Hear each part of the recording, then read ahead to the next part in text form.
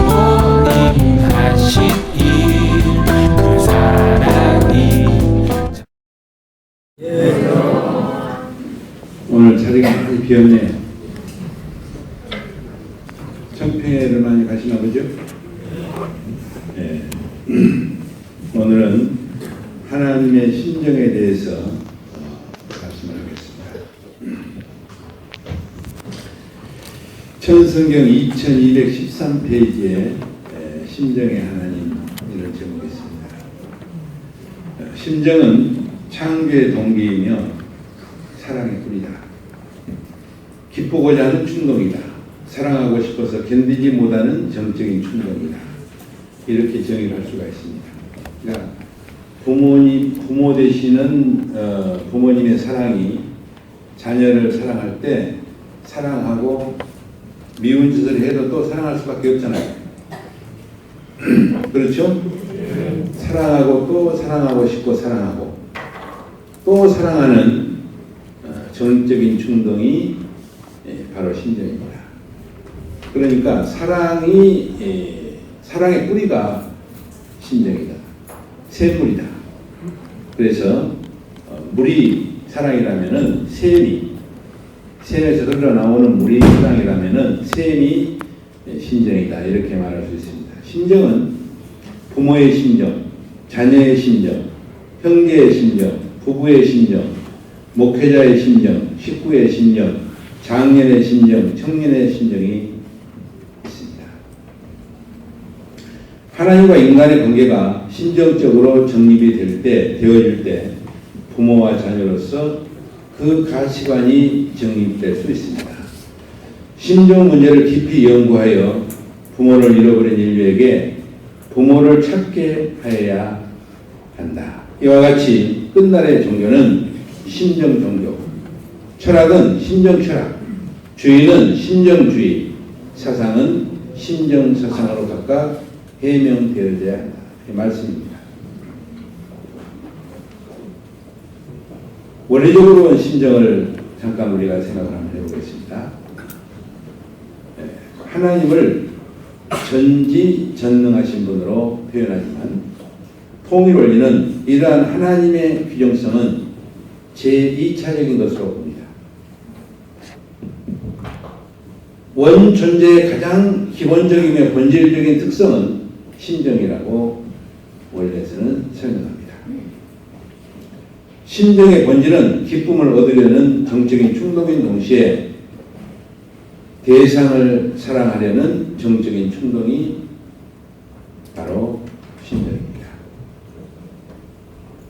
따라서 대상 없이는 기쁨을 느낄 수 없으며 그 대상을 사랑하지 않고는 기쁨을 유지하지 못합니다.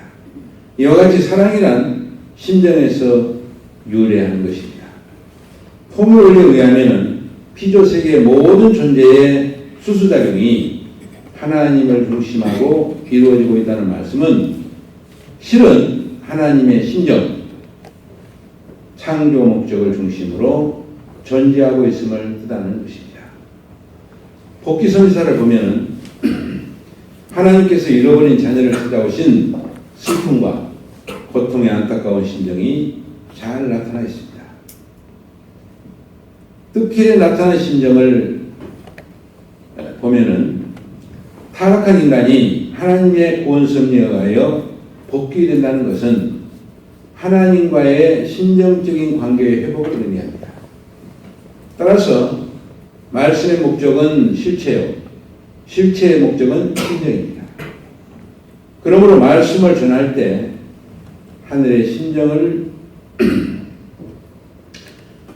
전하는데 목적을 두어야 하며 말씀을 듣는 사람도 그 말씀을 통하여 하나님의 심정을 알려고 노력해야 할 것입니다. 하나님은 부모의 심정을 가지고 인간을 찾아오십니다. 모든 문제를 아버지의 심정에 걸어놓고 생각하면 풀리지 않는 것이 없다고 말씀하셨습니다. 어머니를 찾는 어린아이의 심정이 있으면 하늘 가는 길이 아무리 어렵더라도 갈 수 있다고 말씀하셨습니다. 하나님은 선지자를 통하여 하나님의 심정, 즉 기쁨의 심정, 슬픔의 심정, 고통의 심정을 상속해 오셨습니다. 예수님의 하늘을 대하는 애달픈 심정을 상속받아야 됩니다. 아담과 헤와가 타락할 때 느꼈던 하나님의 서러운 심정적 내열을 같은 심정으로 느끼고 상속받아야 진정한 하나님의 자녀가 되는 것입니다. 하나님의 본질은 심정이다. 이렇게 정의를 했는데요. 나는 하나님으로부터 창조되었으며 그분은 나의 부모님이시며 나는 그분의 자녀이다. 이처럼 부자지 관계라는 것을 마음과 몸으로 체휼하게 될 때 하나님의 심정을 느낄 수 있다고 말씀하셨습니다. 하나님은 부모요, 인간은 자녀로서 심정적 관계가 정립되어 있습니다. 그 심정을 유린한 것이 타락입니다. 하나님은 잃어버린 자녀를 찾기 위해 유구한 역사를 통하여 십자가의 길을 걸어오셨습니다.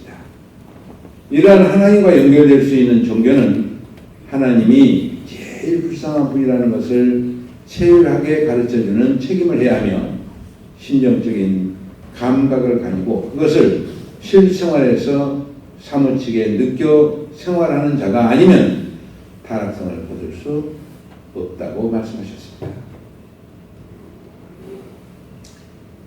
말씀에 나타난 심정을 보면은 부모의 심정을 모르고서는 부모를 위로할 수 없고 자녀의 심정을 모르고서는 깊은 만남이 이루어질 수 없다고 말씀하셨습니다.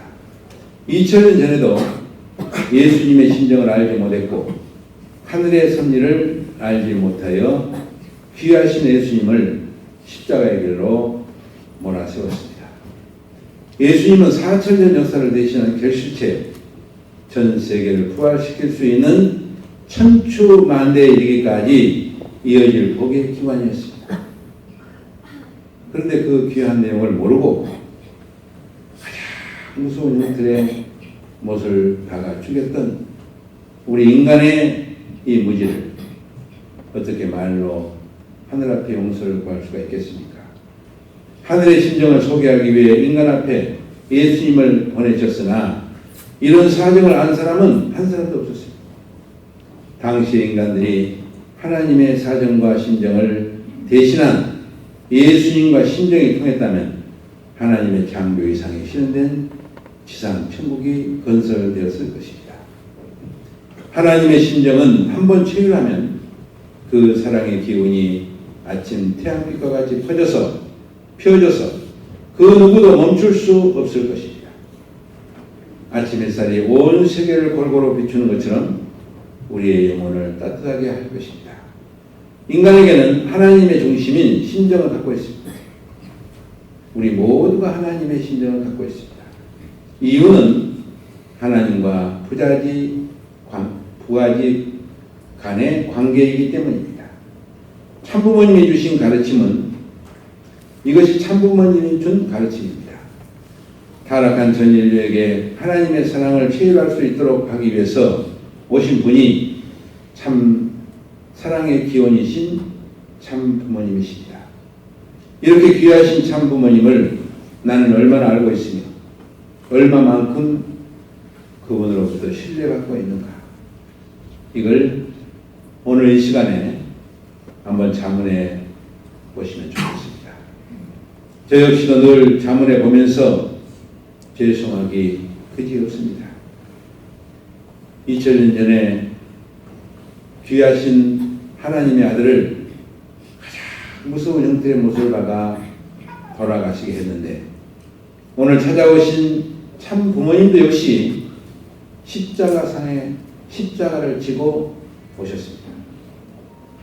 지금까지 참 부모님은 사실은 십자가를 지고 계십니다. 이와 같은 참 부모님의 어려운 고난에 우리가 같이 동참하고 심정적인 부모님의 자녀로서 부모님을 위로하고 온 인류를 구원하셔야 된다고 하는 큰 사명으로 밤잠을 못 이루시는 세계적인 십자가를 지고 오늘도 우리를 찾아오고 계신다는 사실을 우리가 잊어서는 안 될 것입니다. 2000년 전 예수님 하나님에 대한 신앙의 도리를 생각해 볼 때 저절로 효자이시구나 하고 감격하지 않을 수가 없습니다. 예수님의 3차 기도를 여기다 한번 올려봤습니다. 마태복음 26장 36절로 46절까지의 말씀입니다. 예수님께서 12제자를 데리고 겟세마네 동산에 오르십니다. 그리고 그 중에서 가장 믿을 만한 세 제자, 베드로와 세베대의 두 아들, 세 제자죠. 그러니까 데리고 가실 때 고민하고 슬퍼하사. 이제 예수님이 이렇게 고민하고 슬퍼했단 말이에요. 내 마음이 심히 고민하여 죽게 되었으니 너희는 여기 머물러 나와 함께 깨어있으라 하시고 얼굴을 땅에 대시고 엎드려 기도하여 내 아버지여 만일 할만하시거든 이 잔을 내게서 지나가게 하옵소서. 그러나 내 원대로 마옵시고 아버지의 원대로 되기를 원합니다. 이렇게 기도를 했어요. 그리고 이제 돌아와서 제자들을 보니까 자고 있었어요. 제자들에게 오사 그 자는 것을 보시고 베드로에게 너희가 나와 함께 한시도 깨어 있을 수 없더냐. 깨어 기도하라. 기도 후 기도하라 하고 다시 가서 동일한 말씀으로 기도하고 다시 돌아와서 보니 저희들이 자니 이는 저희 눈이 피곤합니다. 세 번째 동일한 말씀으로 기도하신 후 돌아와서 보니까 저희가 다시 자고 있어요. 이제 자고 쉬라. 보라 인자가 죄인의 손에 팔려오느니라. 이렇게 이 3차 기도를 모르시는 식구님은 아마 안 계실 것입니다. 다 알고 계시죠? 네. 그런데 하나님의 심정을 아시는 분은 예수님이에요. 그렇잖아요. 4천년간 준비된 터전 위에 결실체로 오신 하나님의 외아들 독생자, 그 아들을 중심으로 하나님의 뜻을 이루시고자 마음 백성을 구원하시고자 보내신 아드님이신데 이제 십자가를 두고 돌아가시게 됐다. 그러니 당신이 돌아가시면 안 되는데, 십자가에 죽으면 안 되는데 기반이 없어서 믿음의 기대가 없고 실체 기대가 없어서 예수님은 이제 돌아가셔야 되는 그런 입장이에요. 그래서 이렇게 기도를 하시잖아요. 만일 할만 하시거든 이 십자가를 내게서 지나가게 하옵소서. 같이 깨어서 기도하자고 그랬어요. 그러니까 믿음의 기대 세 제자만이라도 예수님과 같이 깨어서 심정을 공유합니다. 믿음의 기대를 만일에 조건으로라도 세워준다면 죽음을 면할 수 있겠다고 하는 마지막 한 가닥 소망을 가지고 겟세마네 동산에 올라서 마지막 기도를 하고 있는 거 아니겠습니까? 그렇죠? 네. 그런데 그 세 제자가 세 번씩이나 자고 있는 모습을 보고 이제 마지막 결정을 내리신 거예요. 자고 쉬어라. 이 말은 참 기가 막힌 말씀입니다. 가자 할 일, 너희들이 이 온 인류를 대신해서 마지막 가장 중요한 할 일, 예수님과 심정을 공유할 수 있는 유일한 제자들이 그 사명을 못하니까 이제는 할 일을 뺏겼어요? 안 뺏겼어요? 그 소중한 할 일을 뺏겼죠? 네. 이제 자고 쉬라고 했어요. 그래서 오늘 우리도 생각해야 됩니다. 부모님과 나와의 관계는 스승과 제자의 관계를 넘어서서 부모님과 자녀의 관계입니다. 우리는 부모님을 잘 알고 있고 잘 모시고 있고 심정을 공유하고 있다고 생각하십니까? 부모님의 심정을 우리가 잘 공유하고 있다고 생각하십니까? 우리가 한번 좀 스스로 자문해 보면서 부모님이 나를 통해서 이루시고자 하시는 것이 무엇이죠? 부모님이 나를 통해서 기뻐하실 수 있는 내용이 무엇인가 하는 것을 곰곰이 생각해 볼 수 있는 우리가 되어야 된다. 지금의 우리가 되어야 된다. 이렇게 말씀을 드리고 싶습니다. 간절히 하나님의 뜻을 이루고자 피눈물을 흘리면서 기도를 하였습니다.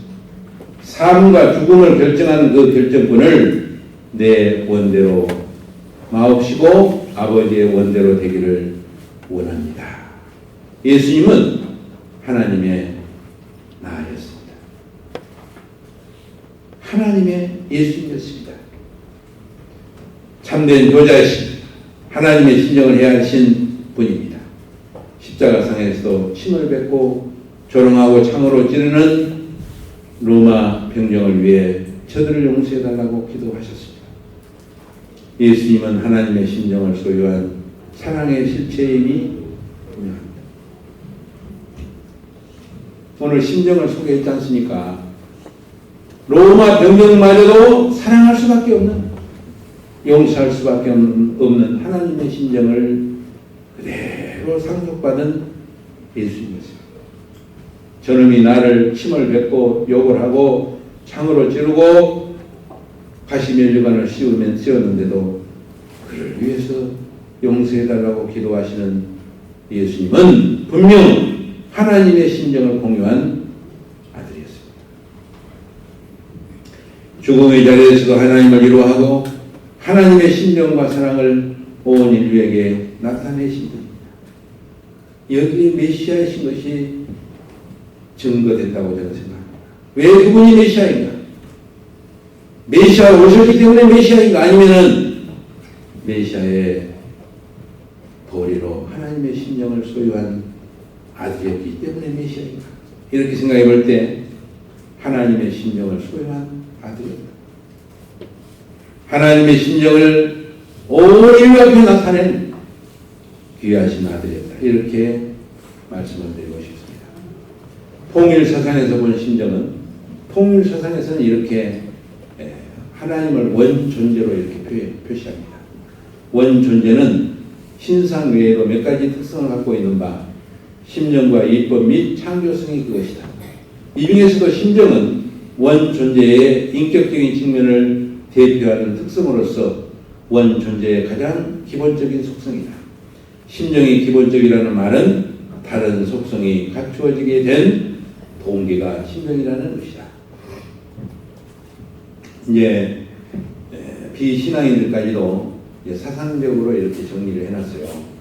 심정, 동기, 원인이 되어서 그 밖의 속성들이 서로 작용을 하게 되며 심정이 동기가 되어서 말씀과 창조 등이 벌어지게 된다. 왜냐하면 심정 그 자체가 목적을 지니고 있음과 동시에 그 목적 실현을 위한 지향성을 지니고 있기 때문이다. 그 이유는 심정 그 자체의 본질이 기쁨을 얻으려는 정적인 충동인 동시에 대상을 사랑하려는 정적인 충동이기 때문이다. 일반적으로 생각한 심정을 보겠습니다. 일반적인 심정의 개념은 부모가 자녀를 생각한 마음을 부모의 심정이라 하고 고난을 당함으로 체열되었던 심정을 고통의 심정이라고 한다. 그 심정을 체열한 사람끼리 심정은 통하게 되어 있는 것이다. 그래서 심정을 마음에 품은 생각과 감정이라 했으며 마음씨 혹은 마음의 정황이라고 한다. 심정으로 본 말씀의 가치. 심정은 소망이요 목적입니다. 따라서 심정을 중심한 말씀이 선포될 때 진정한 생명이 투입되며 중생의 역사가 벌어집니다. 원리적으로 보면 심정이 성상이라면 말씀은 형상입니다. 심정과 말씀은 하나 되어 나타날 때 가치가 있습니다. 복귀 원리는 6천년 역사를 통한 하나님의 한의 심정을 잘 나타내주고 있습니다. 중심 인물 아담, 노아, 아브람, 모세, 예수님의 심정을 깊이 체휼할 수 있도록 하시기에 그 깊은 가치가 있다고 하겠습니다. 천지인 천부모님께서는 하나님의 본질을 심정으로 규정하시고 심정적인 관계 회복을 위하여 말씀을 선포하셨습니다. 심정적인 관계 회복을 통하여 부모와 자식이란 관계가 정립된다고 말씀하셨습니다. 말씀을 실천하여 종을 세우고 하나님과 나와의 관계를 정확하게 정립하고 심정으로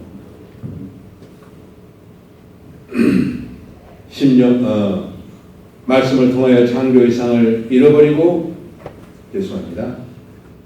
종을 세우고 형을 연결하는 우리가 되기를 원하십니다. 이제 말씀을 통하여 창조의 상을 잃어버리고 슬퍼하시는 하늘의 심정과 그것을 복귀하기 위한 고통의 심정을 깊이 체휼하여 하늘 부모님과 참 심정과 참 사랑의 실체로 오신 참 부모님을 위로할 수 있는 참 자녀들의 모습이 되어야겠습니다.